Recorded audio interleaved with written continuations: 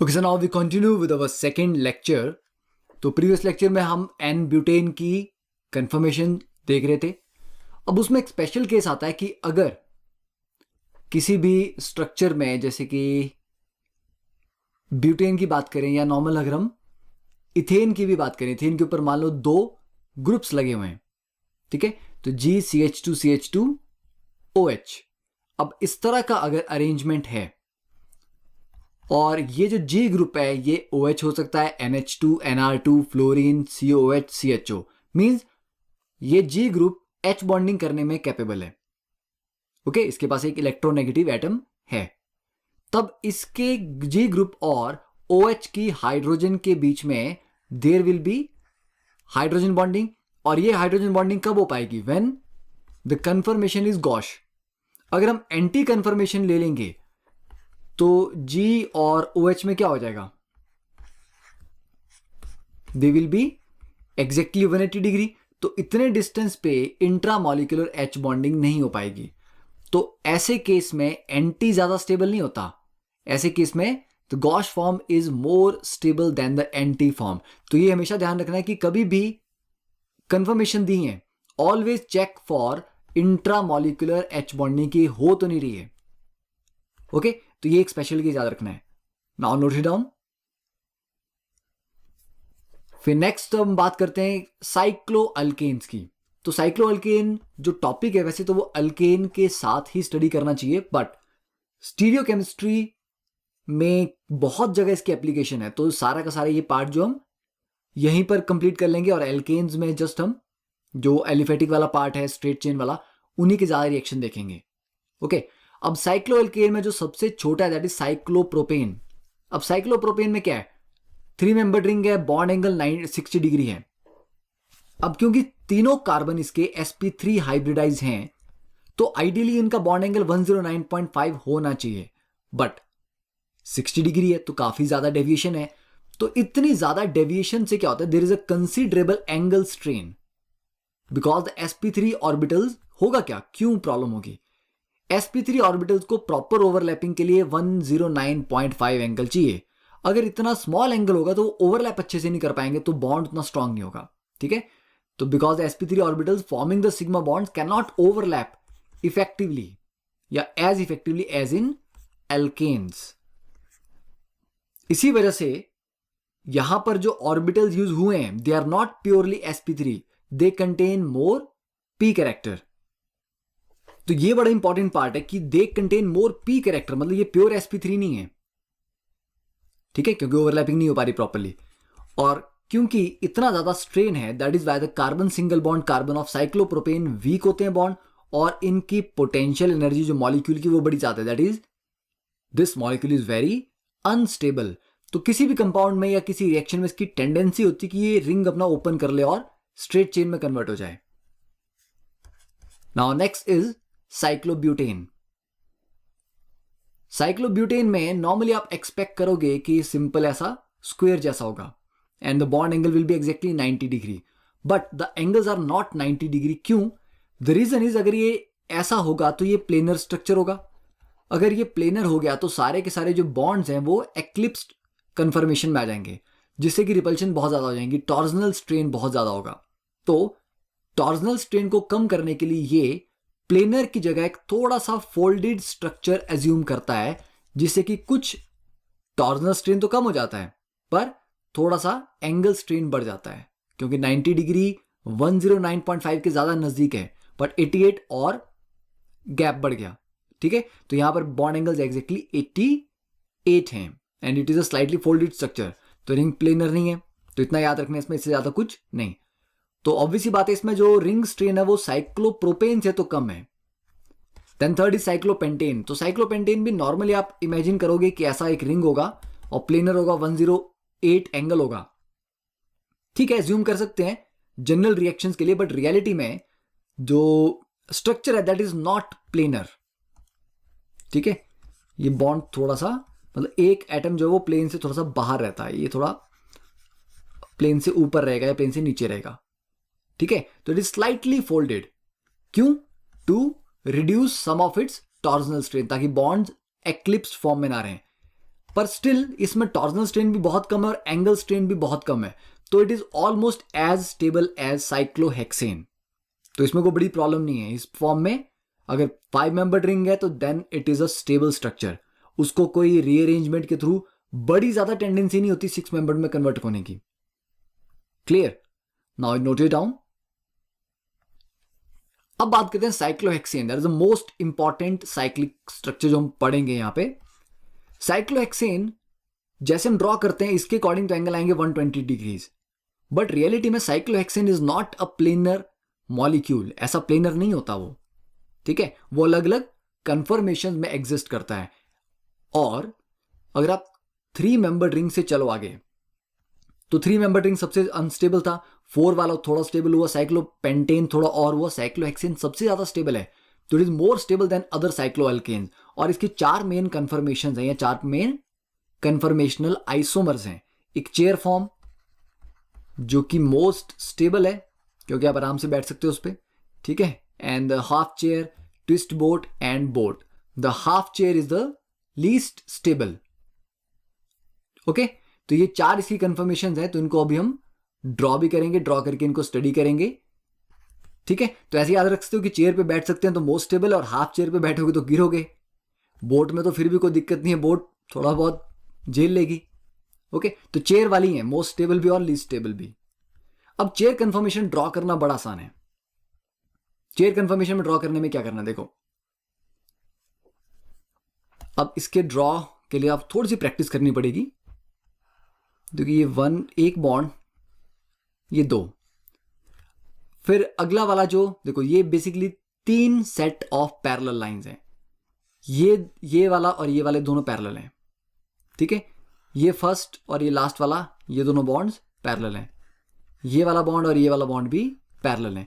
तो 3 pair of parallel lines हैं यहां पे। और ये एक सीधा रखोगे तो रिक्लाइनर की तरह फील होता है ना, बैठ सकते हैं ना इसके ऊपर। तो this is the chair confirmation and this is the boat confirmation, जो सबसे आसान है बनाने के लिए। Just like a simple boat. Okay, तो ये तो आप ड्रॉ कर लोगे। अब चेयर और बोट कंफर्मेशंस में मेन डिफरेंस क्या है दोनों में, ठीक है, दोनों में सारे के सारे carbon single bond carbon bond angles are 109.5। तो एंगल स्ट्रेन क्या हो गया, 0, दोनों में 0 है क्योंकि डेविएशन नहीं हो रही। एंड चेयर में सारे के सारे जो बॉन्ड्स हैं दे आर स्टैगर्ड, तो टॉर्जनल स्ट्रेन भी 0 है। पर बोट कंफर्मेशन में carbon hydrogen bond they are eclipsed, इसलिए टॉर्जनल स्ट्रेन एग्जिस्ट करता है। और साथ में एक और फ्लैग पोल हाइड्रोजन आपस में रिपेल करते हैं। What are flag pole hydrogen, देखो यहां से नंबरिंग स्टार्ट करोगे ना, 1, मान लो ये 2, ये 3 और ये 4, ठीक है, चाहे यहां से चलो या नीचे से चलो, ये 1 और 4 ही आएंगे। 1 और 4 पोजीशन पे 2 हाइड्रोजन जो लगी होती हैं ये आपस में रिपेल करती हैं, इन दोनों को बोलते हैं फ्लैग पोल हाइड्रोजन्स। तो इन हाइड्रोजन्स की रिपल्शन की वजह से भी ये थोड़ा कम स्टेबल है। तो क्या रीजन दोगे आप, एक तो बॉन्ड एक्लिप्स्ड है तो टॉर्जनल स्ट्रेन है, सेकेंडली फ्लैग पोल 1,4 फ्लैग पोल रिपल्शंस, ठीक है, क्लियर। अब नेक्स्ट कि आपको कैसे रियलाइज करना, देखो चेयर मैंने बोल तो दिया, चेयर एंड बोट। इमेजिन करो आपको पेपर से बनाना ही हो तो हम क्या कर सकते हैं, एक लंबा सा पेपर लिया आपने, ठीक है, मान लो A4 शीट ली और इसको ऐसे कट कर लो, ठीक है, साइड से बस इतना इतना पार्ट काट लो। तो काटने के बाद आपके पास क्या बचेगा, कुछ ऐसा। इसको यहां से फोल्ड करो और यहां से फोल्ड करो, ठीक है, 2 मतलब डॉटेड लाइंस मार के कि यहां से फोल्ड करना है। अब ये वाला जो पार्ट है इसको अगर आप ऊपर की तरफ करें और इस वाले पार्ट को नीचे की तरफ फोल्ड कर दें तो साइड से देखने पे ये कुछ ऐसा दिखेगा, है ना। एक वाला ये वाला पार्ट ऊपर फोल्ड होगा, ये वाला पार्ट नीचे, दैट इज द चेयर। तो ये ऐसे होता है, ये एक कार्बन, ये कार्बन नंबर 1, ये 2, ये 3, ये 4, ये 5 एंड 6। अब दोनों को ऊपर की तरफ फोल्ड कर दो, इस वाले पार्ट को भी और इस वाले पार्ट को भी, तब ये ऐसे दिखेगा, तो बन गई बोट। तो ये डिफरेंस है। तो इतना वाला पार्ट तो दोनों में कॉमन है, जो दूसरे वाली साइड है वो नीचे को रहेगी तो चेयर, ऊपर को आ जाएगी तो बोट। तो इस तरह से आप इसको ड्रॉ करके मतलब घर पे बना के पेपर पे रियलिटी में इसका 3D स्ट्रक्चर इमेजिन कर सकते हो कि किस तरह से है। And that is very important, आपको पता होना चाहिए जो आप इमेजिन कर रहे हो वो क्या है। अब क्योंकि चेयर फॉर्म ज्यादा स्टेबल है, इसीलिए साइक्लोहेक्सेन का 99% of the molecule chair conformation में ही एग्जिस्ट करते हैं एट एनी गिवन मोमेंट। तो एक्सियल और इक्वेटोरियल देखने से पहले एक बार हम इसका जो स्टैगर्ड और एक्लिप्स्ड वाला जो मैंने आपको इन्फॉर्मेशन दी थी कि चेयर में सारे बॉन्ड स्टैगर्ड होते हैं और बोट में एक्लिप्स, वो इस डायग्राम से विजिबल होगा। तो ये न्यूमैन प्रोजेक्शन है चेयर एंड बोट की। अब देखो चेयर वाली न्यूमैन प्रोजेक्शन कैसे ड्रॉ करनी है। इमेजिन करो जो इथेन के लिए आपने न्यूमैन प्रोजेक्शन बनाया था, 2 रिंग्स लिए 1 2 3 4, ये 4 तो एच हो गए, यहां पर भी 1 2 3 4 ये 4 वाले एच, और ये वाली पोजीशन को आपस में कनेक्ट कर दिया। ठीक है, बस बन गया साइक्लोहेक्सेन का चेयर फॉर्म। और बोट में क्या करना है, एक इथेन का आपने एक्लिप्स्ड फॉर्म में, दूसरे का भी एक्लिप्स्ड फॉर्म में, और ये वाले बॉन्ड आपस में कनेक्ट कर दिए। ठीक है, बीच में ये CH2 आ गया। तो इससे डायग्राम से हमें क्लियर होता है, हम देख सकते हैं कि कैसे 2 अलग अलग कन्फर्मेशन में बॉन्ड स्टैगर्ड और एक्लिप्स्ड ओरिएंटेशन में है। फिर नेक्स्ट बात करते हैं कि जो मैंने आपको बताया था कि डिफरेंट डिफरेंट कन्फर्मेशन है वो क्या है। तो जो सबसे स्टेबल है that is the chair. Chair convert होती है, कन्वर्ट क्या होती है, मैंने जब पेपर पे आपको कहा था कैसे ड्रॉ करेंगे इसको, कुछ इस तरह से बनाएंगे। अब ये वाला जो नीचे वाला फोल्डेड पार्ट था, जो पेपर का आपने नीचे को फोल्ड किया था, इसको सीधा कर लो। सीधा कर लोगे तो ये फिर हाफ चेयर बन जाएगी। हाफ चेयर सबसे अनस्टेबल है। फिर उसके बाद थोड़ा ट्विस्ट बॉन्ड्स को ऊपर नीचे करना होता है, फिर ट्विस्ट बोट आता है जो कि फिर भी स्टेबल है। फिर ट्विस्ट बोट से कन्वर्ट होता है बोट, बोट से फिर वापस ट्विस्ट बोट, फिर से हाफ चेयर, फिर से चेयर।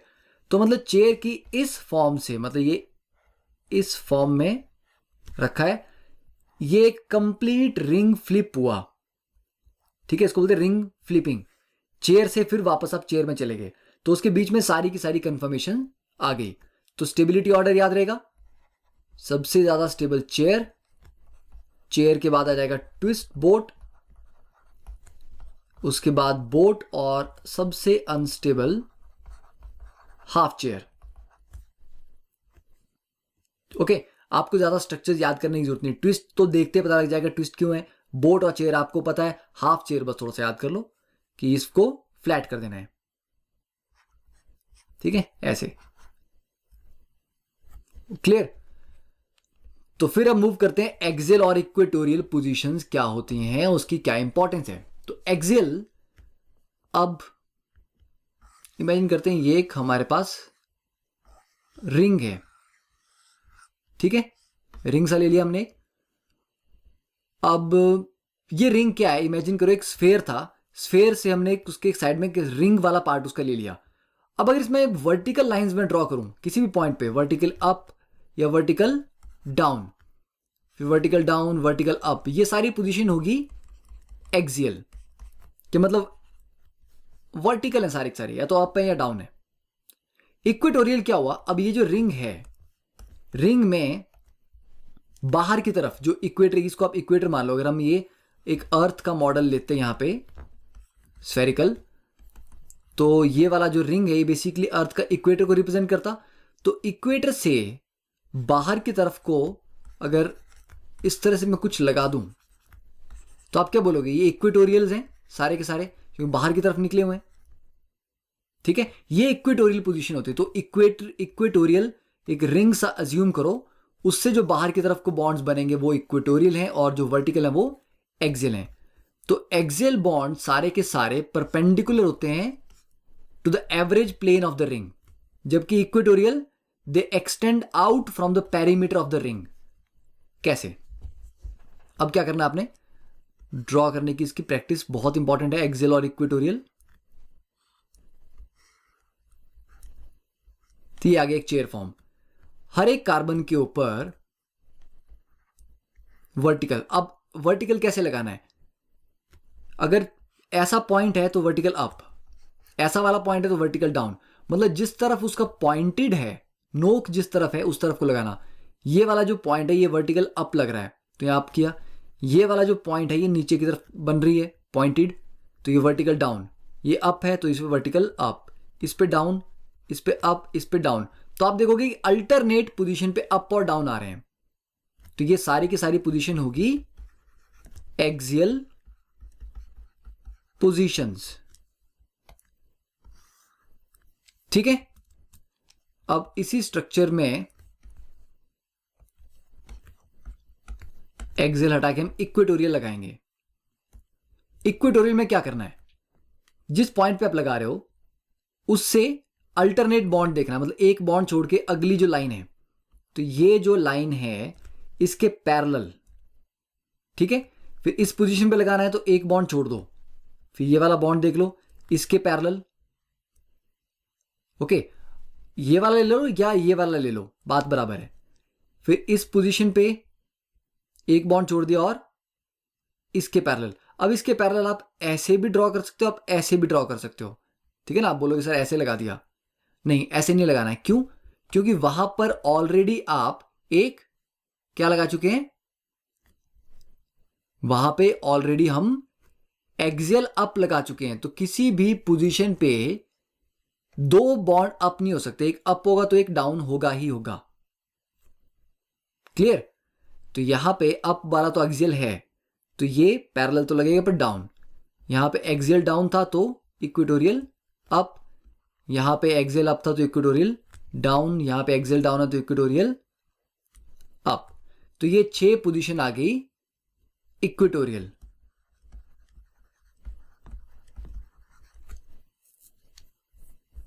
ठीक है, तो आई थिंक इतना पार्ट तो क्लियर होना चाहिए। अब अगर दोनों को लगाना हो, दोनों पोजीशन एक्सियल भी और इक्वेटोरियल भी, तो देखो सेम स्ट्रक्चर लेते हैं।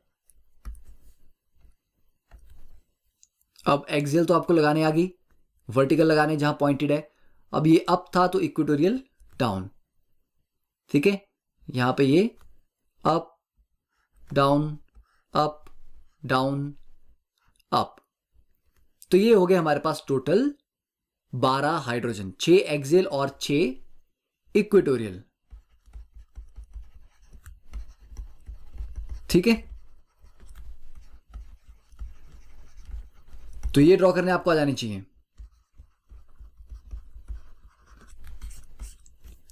अब अगर हम रिंग फ्लिप करते हैं तो फ्लिप करने से सारी की सारी एक्सियल पोजीशन इक्वेटोरियल में कन्वर्ट हो जाती हैं। तो रिंग फ्लिप करना क्या होता है? रिंग फ्लिप इज लाइक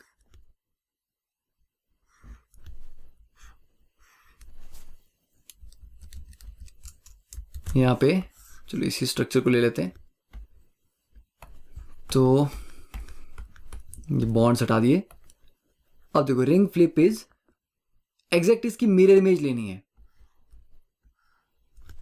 अब ये कितनी एक्यूरेट बनती है दैट डिपेंड्स। तो ये हो गया रिंग फ्लिपिंग।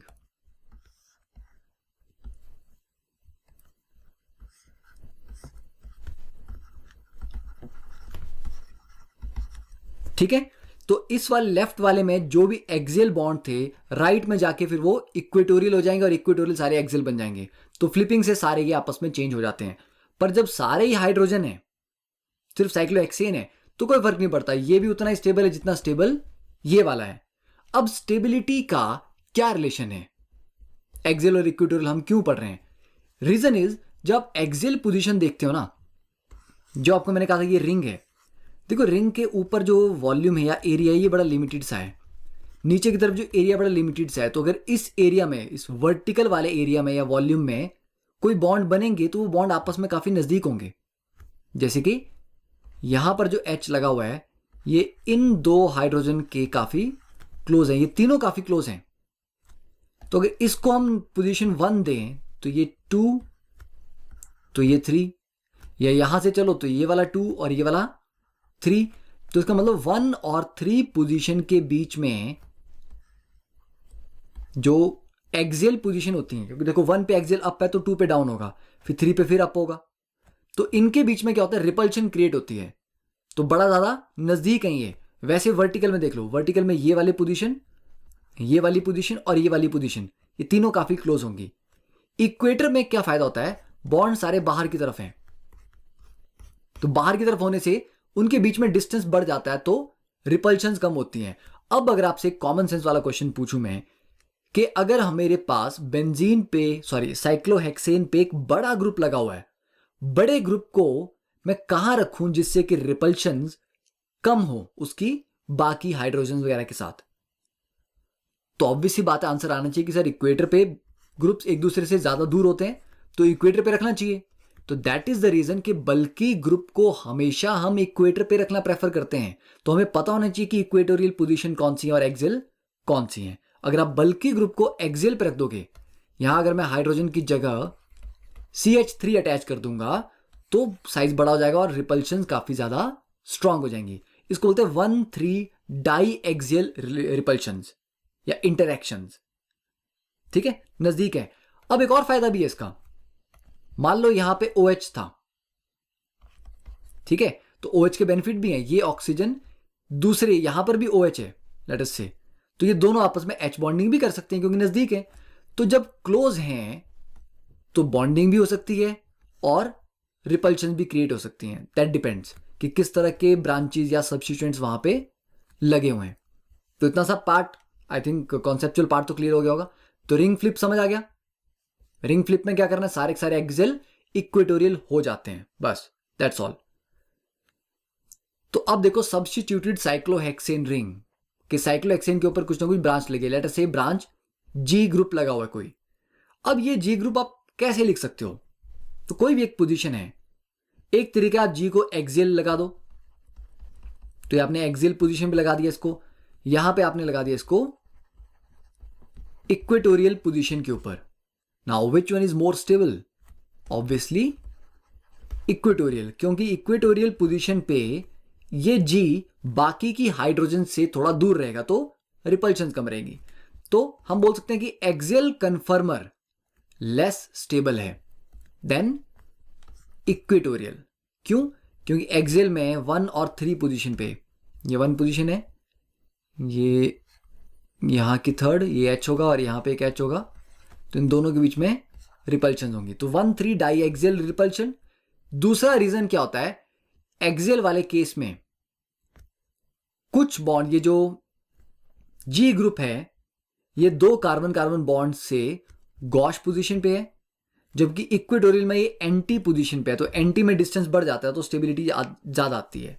अगर आपको समझ आएगा तो ठीक है, अदरवाइज ये उतना इंपॉर्टेंट पॉइंट नहीं है, 1,3 डायएक्सियल वाला ज्यादा इंपॉर्टेंट है, तो ये याद रहेगा। बल्कि ग्रुप को हमेशा इक्वेटोरियल पे प्लेस करना है ना। अब इसके अकॉर्डिंग अगर हम देखें, यहां पर ये एक्सियल के ऊपर प्लेस किया हुआ है और इसको हमने रिंग फ्लिप कर दिया, तो फ्लिप करने पे मैंने कहा था कि सारी की सारी एक्सियल और इक्वेटोरियल इंटरचेंज हो जाती हैं।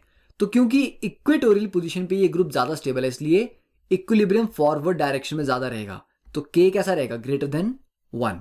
अब इसमें अगर हम K की वैल्यूज को ले कि K क्या है, द कंसेंट्रेशन ऑफ इक्वेटोरियल, कि इक्वेटोरियल वाला कन्फर्मर कितना है मिक्सचर में, डिवाइड बाय एक्सियल कितना है, तो अगर G H हो तो ये दोनों बराबर है, दोनों एक जैसे हो जाएंगे, तो K तो 1 हो जाएगा कि 50% इस फॉर्म में 50% इस फॉर्म में, तो परसेंटेज ऑफ इक्वेटोरियल 50 आएगी, एक्सियल भी 50 आएगा।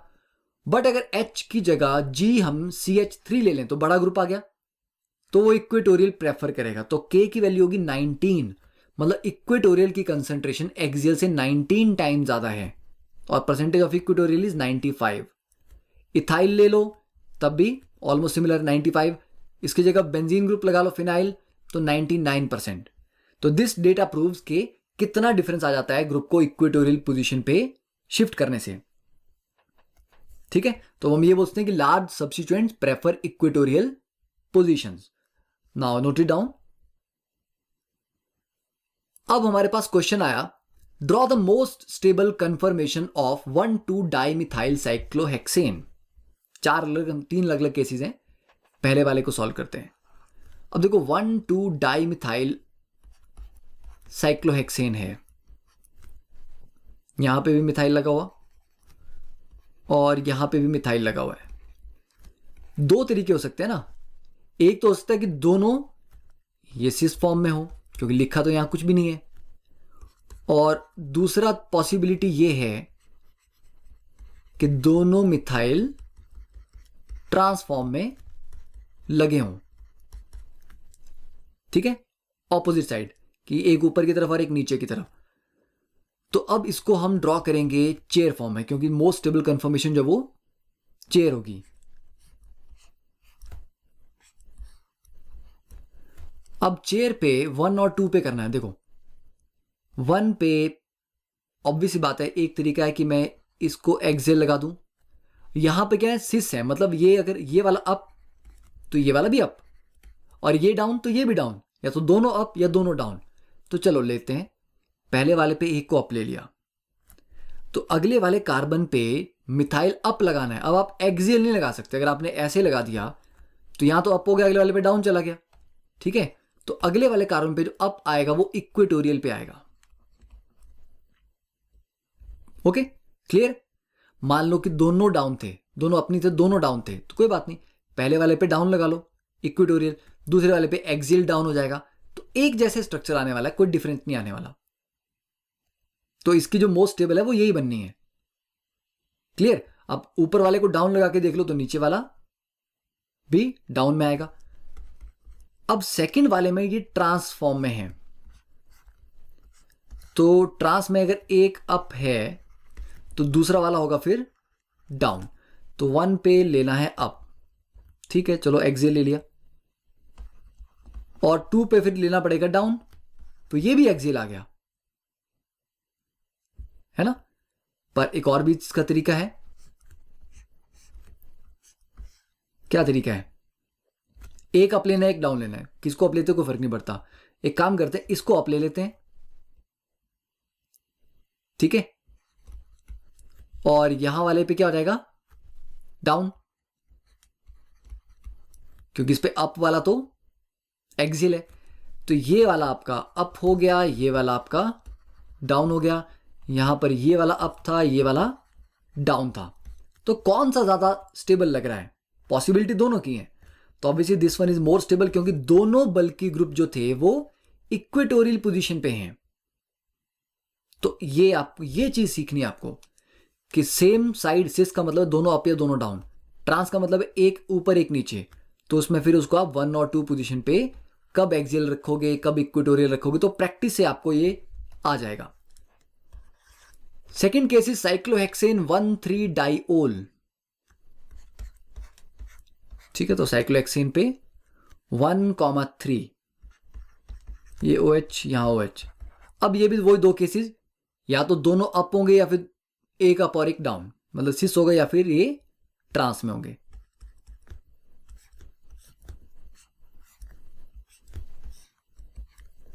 अब यहां पे 1 पोजीशन, चलो 1 पे हमने ये अप ले लिया, ठीक है, अभी ले लेते हैं ये सिस वाली फॉर्म में, तो 1 पे ये अप और 3 पे भी ये अप, 1 2 3, या यहां पे लगा लो 1 2 3। अब 1 और 3 मैंने अभी आपको बताया था कि 1 और 3 के बीच में डिस्टेंस बड़ा कम होता है, और दोनों OH हैं तो दोनों के बीच में H बॉन्डिंग हो सकती है, तो ये तो बड़ा स्टेबल हो जाएगा। यहां पे आ जाएगी इंट्रामॉलिक्यूलर H बॉन्डिंग। अब दूसरा तरीका क्या था इसको ड्रॉ करने का, दोनों अप थे, अब दोनों डाउन भी हो सकते हैं। यहां पर ये डाउन कर लो OH, और इस वाले को भी डाउन कर लो, दोनों इक्वेटोरियल आगे, ये ज्यादा स्टेबल नहीं है, this one is more stable, क्योंकि यहां पर इंट्रामॉलिक्यूलर H बॉन्डिंग है। तो ऐसे केसेस जहां पर एक्सियल पोजीशन में रखने से H बॉन्डिंग आ रही हो, तब एक्सियल पोजीशन वाला आइसोमर जो है, सॉरी कन्फर्मर, वो ज्यादा स्टेबल कंसीडर होगा, फिर इक्वेटोरियल में नहीं रखना है। और अगर दूसरी पॉसिबिलिटी आती है कि एक OH अप और एक डाउन, मतलब ट्रांस में, तो फिर नहीं होना था, फिर एक इक्वेटोरियल आना था और एक एक्सियल आना था, फिर उनमें नहीं होनी थी बात। ठीक है, अब चाहे किसी के एक को एक एक्सियल रख लो और दूसरे को फिर इक्वेटोरियल होना ही पड़ना था। यहां देखो, या तो दोनों एक्सियल आए या फिर दोनों इक्वेटोरियल आए, तो इस तरह से आप ड्रॉ कर सकते हो सिमिलरली अब आपको प्रैक्टिस ऐसे ही करनी है 2 ब्रोमोसाइक्लोहेक्सेनोल, सिस में भी ट्रांस में भी, ठीक है। और इसमें बड़ा ग्रुप कौन सा है, OH ग्रुप है या Br, ब्रोमीन बड़ा है साइज में। तो अगर वैसी वाली बात हुई कि इक्वेटोरियल पे बड़ा ग्रुप आना चाहिए तो फिर ब्रोमीन को रखना है इक्वेटोरियल पोजीशन पे। तो आई थिंक इतना तो ड्रॉ करना आपको धीरे धीरे सीख ही जाओगे। अब next is the question number 3, arrange the following compound in decreasing order of thermodynamic stability, A, B and C। देखो एक में ये एक्सियल है, दूसरा इक्वेटोरियल है, यहां पर दोनों ही इक्वेटोरियल हैं, यहां पे दोनों ही एक्सियल हैं। तो सबसे स्टेबल कौन सा है, B, क्योंकि दोनों बल्कि ग्रुप इक्वेटोरियल। उसके बाद A, क्योंकि एक इक्वेटोरियल है, और लास्ट में C, क्योंकि दोनों एक्सियल हैं। ठीक है, तो that is the stability order. तो ये हो गया कंप्लीट हमारा साइक्लो एल्केन्स वाला पार्ट। अब नेक्स्ट हम स्टार्ट कर रहे हैं। तो कन्फर्मेशनल वाला हमारा डन हो गया, ठीक है, कन्फर्मेशन हमने पढ़ ली। Next is the configurational isomers. तो पहले इसका बेसिक्स आज डिस्कस कर लेते हैं इस लेक्चर में। What is a configuration? Conformation तो आपको पता है कि सिग्मा बॉन्ड के अबाउट रोटेशन से जो जनरेट होते हैं दोज आर कन्फर्मेशंस। आप अपने हाथ ऊपर नीचे करते रहो, those are conformation of the body. Configuration क्या है? It is a particular spatial arrangement of atom, कि स्पेस में एटम एक पर्टिकुलर तरीके से अरेंज हुए हैं। तो ये पर्टिकुलर अरेंजमेंट ही अपने आप में एक कन्फिग्रेशन है, ठीक है। और ये कन्फिग्रेशन ही एक स्टीरियो आइसोमर को कैरेक्टराइज करती है कि वो क्या है, कौन सा आइसोमर है। देखो ये वाला कंपाउंड है, तो ये कार्बन पे एक CH3 है, एक OH और Cl। OH फ्रंट में है, Cl बैक में है। अब हमने एक और स्ट्रक्चर यहां पर ड्रॉ कर दिया। हम OH को बैक में ले गए, Cl को फ्रंट में ले आए। तो क्या बोलोगे आप, क्या ये दोनों एक ही मॉलिक्यूल की दो अलग अलग फॉर्म्स हैं? कि इसको हमने फ्लिप कर दिया, उल्टा कर दिया, तो OH जो आगे था वो पीछे चला गया और Cl जो पीछे था वो आगे आ गया, राइट?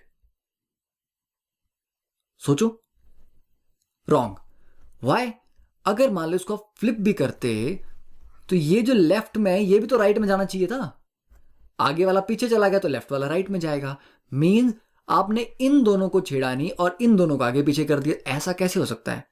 घूमेगा तो पूरा मॉलिक्यूल घूमेगा, नहीं घूमेगा तो कोई भी नहीं घूमेगा, ठीक है। तो दिमाग घूम रहा है। तो यहां पे दो ग्रुप को बिना डिस्टर्ब किए आपने बाकी दो को कर दिया। तो ऐसा कैसे हो सकता है? ऐसा रोटेशन से नहीं हुआ। फिर आपने क्या किया होगा, OH और Cl बॉन्ड तोड़े, फिर Cl को फ्रंट में अटैच किया और OH को बैक साइड। तो बिना बॉन्ड ब्रेक किए ये दोनों आपस में चेंज नहीं हो सकते। मतलब नॉर्मली इंटर कन्वर्ट तो नहीं हो पाएंगे, ठीक है, बॉन्ड तोड़ने पड़ेंगे। तो these two are actually two different configuration, ठीक है। तो दोनों क्या है? दो अलग अलग कन्फिग्रेशन है ये। पर अगर हम ये वाला स्ट्रक्चर देखें तो देखो, हाँ, अब ये पहले वाले स्ट्रक्चर को लेटर से इसको A बोलते हैं, इसको B बोलते हैं, इसको C बोलते हैं। A वाले को फ्लिप कर दो तो CH3 इधर चला जाएगा, H इधर आ जाएगा, यस। OH पीछे चला जाएगा, Cl इधर आ जाएगा, यस, ये भी हो रहा है। तो इट मीन ये कोई अलग स्ट्रक्चर नहीं है, ये A ही है। तो ये दोनों सेम है, पर ये दोनों क्या है? They are different compounds.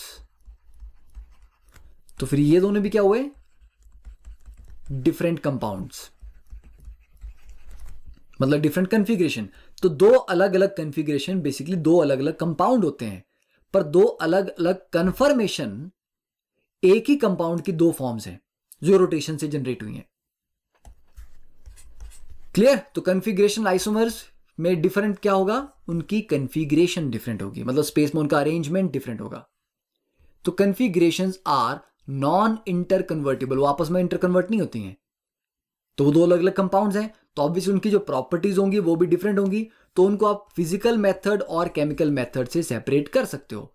मान लो फिजिकल प्रॉपर्टीज नहीं है ज्यादा डिफरेंट, तो केमिकल प्रॉपर्टी डिफरेंट होंगी, उनसे सेपरेट कर लो, ठीक है। तो कन्फिग्रेशन कैन बी सेपरेटेड, पर कन्फर्मेशन वो तो एक ही मॉलिक्यूल है। तो ये चीज में क्लैरिटी आना बहुत इंपॉर्टेंट है कि what is a confirmation and what is a configuration. तो यहां तक हो गया। अब नेक्स्ट क्या करें, ज्योमेट्रिकल आइसोमेरिज्म स्टार्ट करना चाहिए या आई थिंक ज्यादा हो गया। चलो आज के लिए इतना काफी है। तो जितना भाई पार्ट हमने आज पढ़ा एक बार इसको अच्छे से रिवाइज कर लो, क्योंकि स्टीरियो एक बहुत ही कॉम्प्लिकेटेड हो जाता है सब्जेक्ट अगर आप इस पर ध्यान ना दो। आपकी इमेजिनेशन अगर स्ट्रांग नहीं है तो आप इमेजिन नहीं कर पाओगे कि ऊपर से क्या अटैक हुआ, नीचे से बॉन्ड कहाँ से क्या, ये सब 3D में ऑब्जर्व होना है। ओके, तो जो भी पढ़ा उसको एक बार रिवाइज पक्का कर लिया करो, अदरवाइज नेक्स्ट डे सब ओवरहेड ट्रांसमिशन हो जाएगा। ठीक है, तो नेक्स्ट लेक्चर में we will start with the geometrical isomerism, cis trans E Z. Okay, so see you in the next lesson. Thank you. Have a nice day.